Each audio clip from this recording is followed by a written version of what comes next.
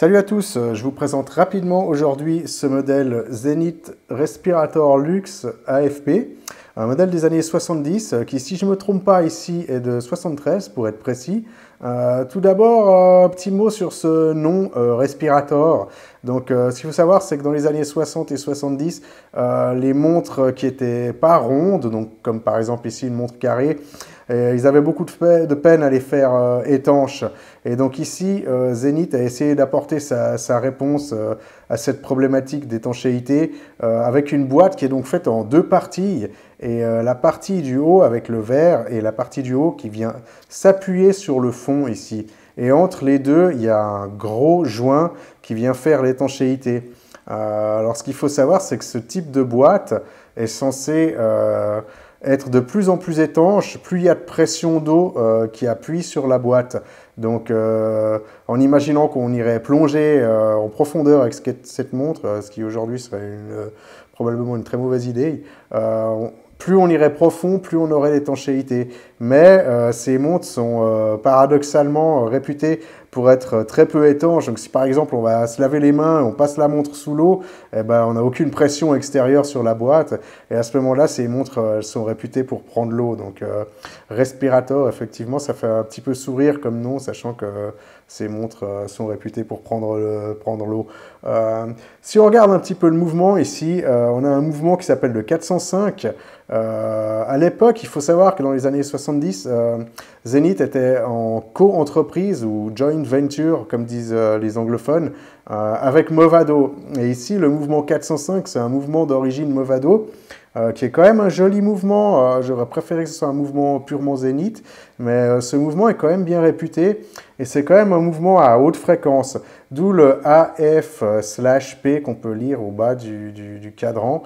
Et donc c'est un mouvement qui tourne à 36 000 vibrations par heure et donc 10 ticks par seconde, ce qui permet d'avoir cette aiguille des secondes avec un déplacement qui est très fluide. Et ça, c'est une des caractéristiques de ces mouvements high beat qui est très appréciable. Donc, il ne faut pas confondre avec le mouvement El Primero 405, qui est donc un chronographe avec une fonction flyback. Alors, pour ceux qui ne connaissent pas le flyback, c'est donc un chronographe qui, quand on le remet à zéro, les aiguilles reviennent toutes à zéro et l'aiguille des secondes repart directement. Il n'y a pas besoin de rappuyer sur le bouton reset, le bouton start pour que le chrono redémarre. Donc on peut encore noter ici qu'on a une complication jour et une complication date. Donc la date, il y a un réglage rapide. Et pour le jour de la semaine, par contre, il faudra avancer et reculer entre 1h du matin et 6h du soir pour atteindre le bon jour de la semaine. On peut encore noter ici que ce mouvement, il a 40 heures de réserve de marche. Donc en termes de design au niveau de la boîte, on a donc ce design qui est très typé des années 70 et ce qu'il faut savoir c'est que la montre ici elle fait 34 mm de largeur, ce qui peut paraître petit mais on est surpris hein, avec les montres qui ne sont pas rondes, donc ici on a une forme plutôt carrée même si elle est légèrement arrondie et finalement si on a une largeur de 34 mm ici, on a une diagonale qui fait quand même 44 mm. Et malgré qu'elle soit très courte en longueur totale, ici elle fait environ 41 mm, bah on a une très belle présence au poignet. Je vais essayer de vous montrer ça rapidement.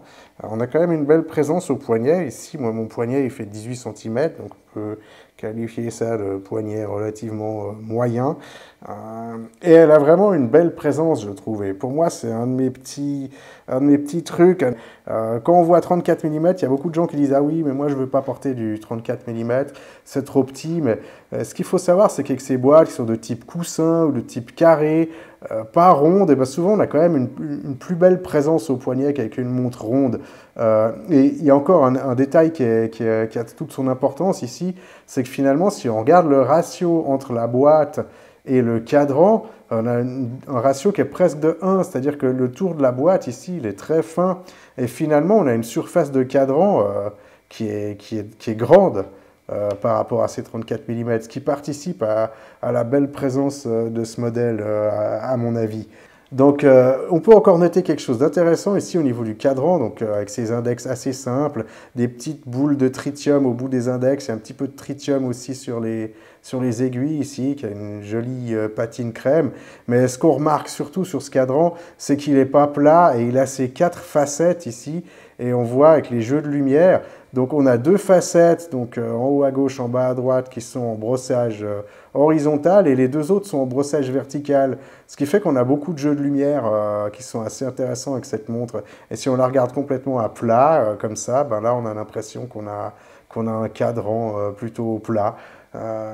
Donc il y a aussi, cette montre, elle a existé en plusieurs couleurs. Il y a un coloris bleu, ça je suis sûr. Et il y a un autre coloris que je trouvais encore plus désirable que ce modèle noir, qui était gris argenté. Et je vous invite à aller jeter un petit coup d'œil sur Internet. C'est vraiment un très beau modèle à mon avis. On trouve ces montres à des prix qui sont très variables. Ça peut aller de 300-400 euros j'en ai vu jusqu'à 2000 euros, un prix que je ne payerai jamais pour une montre comme ça. Je pense que si on arrive à trouver ce modèle-là, disons aux alentours de 400-500 voire 600 euros dans une bonne condition, ça me semble être un prix raisonnable pour cette jolie montre très typée et qui a, malgré sa petite taille, une très belle présence au poignet. Voilà, j'espère que ça vous a intéressé, cette petite présentation, et je vous dis à la prochaine. Ciao!